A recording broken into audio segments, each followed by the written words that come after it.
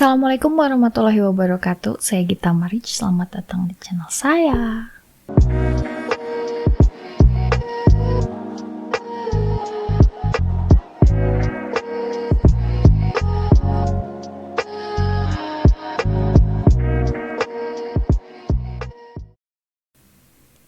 Di video ini saya ingin sedikit cerita tentang Joseph Aridi, tentang perjalanan hidup Joseph Aridi, atau yang sering dikenal juga dengan Joe Aridi, yaitu seorang pemuda asal Pueblo, Colorado, Amerika Serikat yang memiliki keterbelakangan mental.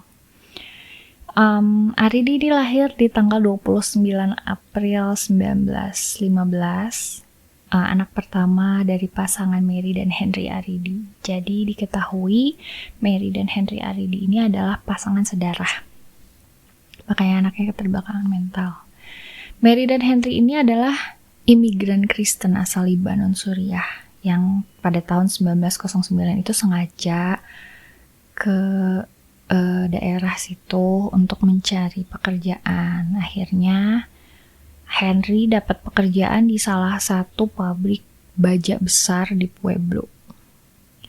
Nah, Aridi ini dari kecil tuh nggak bisa bicara. Sampai usia 5 tahun dia tuh tidak bisa bicara, dan sekalinya bicara juga terbata. Jadi nggak bisa mencerna kalimat kompleks gitu. Nah, Aridi dimasukin sekolah nih, sekolah dasar, selama 1 tahun.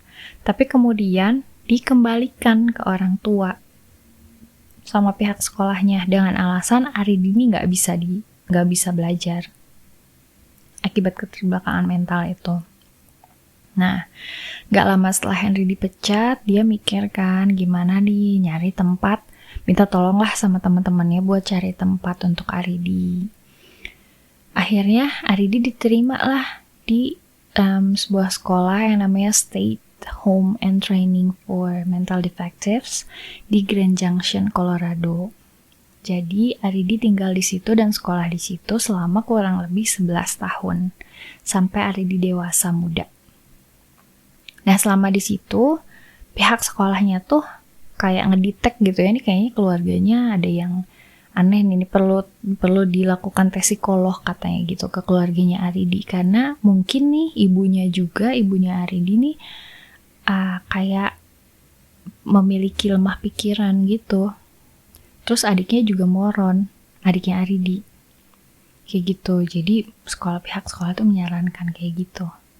Nah, selama Aridi tinggal dan besar di Grand Junction, itu dia mendapatkan perlakuan yang tidak baik lah dari lingkungannya.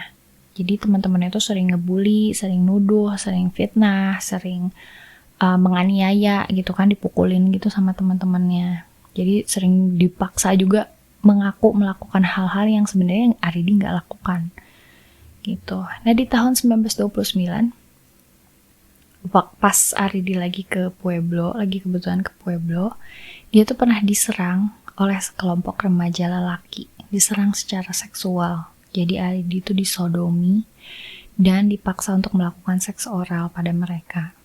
Itu meninggalkan bekas ya, trauma di Aridi. Nyampe akhirnya muak dengan perlakuan yang tidak baik oleh lingkungannya, Aridi pun memutuskan untuk kabur. Di akhir Agustus 1936, Aridi kabur dari Grand Junction, dari sekolahnya. Itu dia kabur menuju stasiun di daerah Cheyenne, Wyoming. Nah, sementara di tempat yang berbeda pada tanggal 14 Agustus 1936, jadi sebelumnya, itu di Pueblo tuh sempat ada kejadian. Jadi ada kejadian penyerangan yang dilakukan kepada 2 anak gadis keluarga Drain. Korbannya itu Dorothy Drain yang berusia 15 tahun dan Barbara Drain yang berusia 12 tahun. Dorothy Drain ini diperkosa dan dibunuh. Jadi meninggal menggunakan kapak. Kalau Barbara selamat. Gitu. Nah, pada saat akhir Agustus itu, yang sedang bertugas di situ adalah Sheriff George Carroll. Sheriff ini lihat gelagat aneh kan dari Aridi yang mondar-mandir di sekitaran rel kereta api tanpa arah dan tujuan gitu. Akhirnya diinterogasi lah. Kasarnya sih kayak, lu ngapain di sini lu gitu kan. Aridi jelasin dengan kalimat dan kata-kata yang terbatasnya dia jelasin bahwa dia pergi dari Grand Junction pakai kereta barang menuju Cheyenne Yoming ini. Terus Carol nih nanya lagi, tahu nggak kasus Drain yang ya akhir-akhir ini lagi inilah gitu, tahu katanya gitu. Nah entah gimana cara bertanyanya, sampai akhirnya Aridi mengaku bahwa Aridi adalah pelakunya. Akhirnya Carol cepet-cepet nelfon ke kantor kepolisian pusat di Pueblo untuk ngasih tahu bahwa dia dapet nih tersangkanya gitu kan. Ternyata di waktu yang sama di tempat yang berbeda itu di Pueblo, pihak kepolisian pusat Pueblo itu udah nangkep tersangka utamanya. Namanya Frank Aguilar, usianya 45 tahun. Frank Aguilar ini ternyata adalah seorang buruh yang sempat kerja untuk ayahnya korban. Di keluarga Drain itu ya, untuk ayahnya korban. Jadi sesaat sebelum terjadi penyerangan itu, Aguilar ini dipecat sama ayahnya. Itu mungkin yang memicu Aguilar jadi melakukan tindak kriminal. Nah, Aguilar ini ditangkap di rumah ibunya dengan barang bukti berupa kapak, kepala kapak, dan kumpulan atau clippingan dari koran yang isinya tentang pembunuhan dan kekerasan seksual yang sudah dia lakukan itu. Gitu, jadi buktinya kuat. Nah, tapi kan gimana ya, Carol udah nangkep, ya maksudnya Aridinya udah ngaku, jadi ya udah ditangkep aja gitu kan, Aridinya dibawa gitu sama Carol. Nah, di tanggal 27 Agustus itu Aridi dibawakan ke Pueblo, ke kantor polisi pusat, dan ketika ditanya lagi tuh ngaku lagi. Ketika ditanya tentang pelaku kejahatan itu tuh, penyerangan itu tuh, Aridi ngaku lagi. Nah, terus di tanggal 8 Februari tahun berikutnya, tahun 1937, Aridi nih punya pengacara kan yang pengen banget menyelamatkan nyawa Aridi lah gitu. Maksudnya dia tahu kalau Aridi itu nggak bersalah karena nggak ada bukti kan, nggak ada bukti sama sekali selain pengakuan dari Aridi itu gitu. Jadi pengacaranya ini melakukan tes gitu kan, tes kesehatan mental gitu, dan Aridi itu terbukti waras. Aridi itu waras, cuman memiliki keterbelakangan mental karena IQ-nya aja itu hanya 46 atau setara dengan anak umur 6 tahun. Jadi kata pengacaranya tuh ini tuh dia tuh nggak tahu yang mana yang benar, yang mana yang salah. Jadi nggak bisa membedakan yang mana yang benar, yang mana yang salah. Terus gitu, nggak akan mungkin bisa juga melakukan satu tindakan atas dasar kriminal.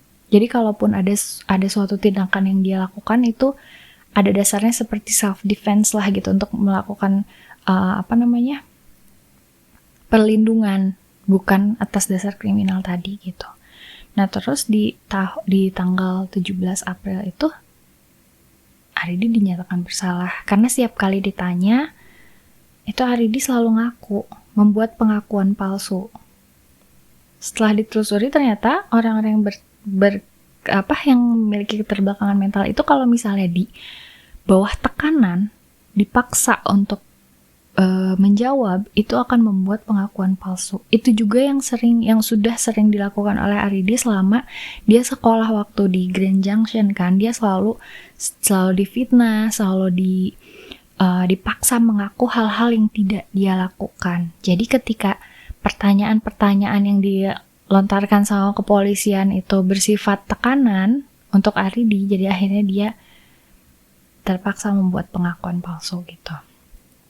Nah, pada saat persidangan itu dihadirkanlah Barbara sebagai saksi. Nah, Barbara itu bersaksi bahwa yang dilihat di TKP itu adalah Aguilar. Sedangkan Aridi dia nggak tahu, yang maksudnya nggak kenal gitu, nggak ada dia. Frank Aguilar sendiri mengaku kalau dia tuh bertindak sendiri. cuma sendiri doang gitu. Dan Aridi juga nggak punya bukti sama sekali selain pengakuan palsunya itu.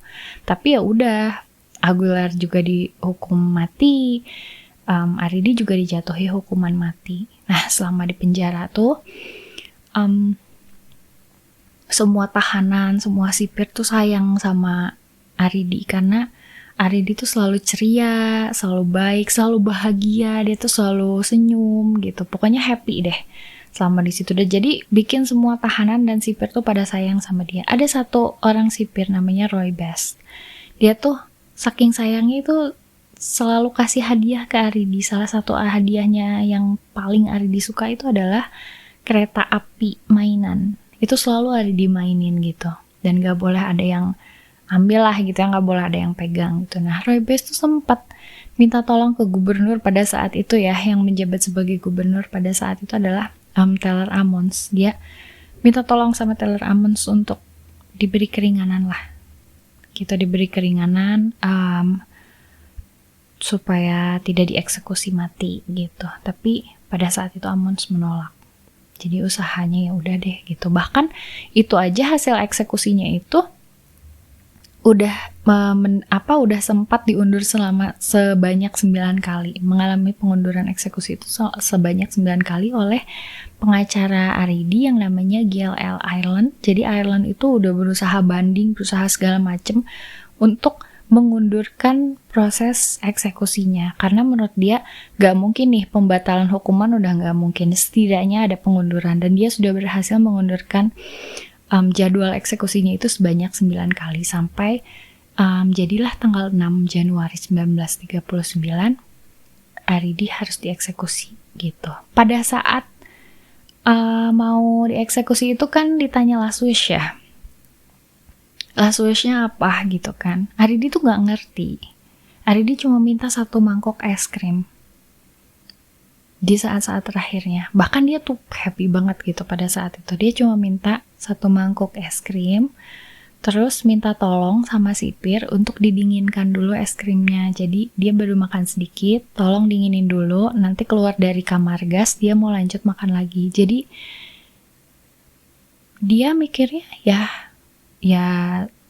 saya cuma disuruh masuk ke kamar gas aja gitu. Jadi ada beberapa tahanan juga yang bilang bahwa kamu tuh mau dihukum mati gitu, kamu tuh mau dieksekusi. Dan Aridi tuh jawab, Joe tidak akan mati, kayak gitu. Jadi saking dia tuh nggak ngerti eksekusi itu artinya apa, kamar gas itu untuk apa, dia tuh nggak tahu gitu. Makanya dia minta sama sipir untuk mendinginkan es krimnya karena dia bakal makan lagi nanti gitu sisanya. Terus dia juga sempat kesel karena dia harus titipin kereta mainan kesukaannya itu ke salah satu tahanan. Tapi yang mau gak mau gitu kan, karena dia harus ke kamar gas dulu gitu. Dia happy, nyampe pas masuk kamar gas, dia agak tegang. Karena matanya harus ditutup untuk proses eksekusi kan. Nyampe, sipir-sipir tuh pada nangis termasuk Best. Terus Aridi juga sempat ditenangkan gitu sama sipir di situ, diyakinkan bahwa semuanya bakal baik-baik aja gitu. Udah deh pada 6 Januari 1939 malam itu Aridi gak pernah ngabisin es krimnya dan gak pernah keluar dari kamar gas dengan baik-baik aja gitu. Nah, di tahun 2007 ada satu komunitas yang namanya Friends of Joe Aridi. Friends, organisasi ini tuh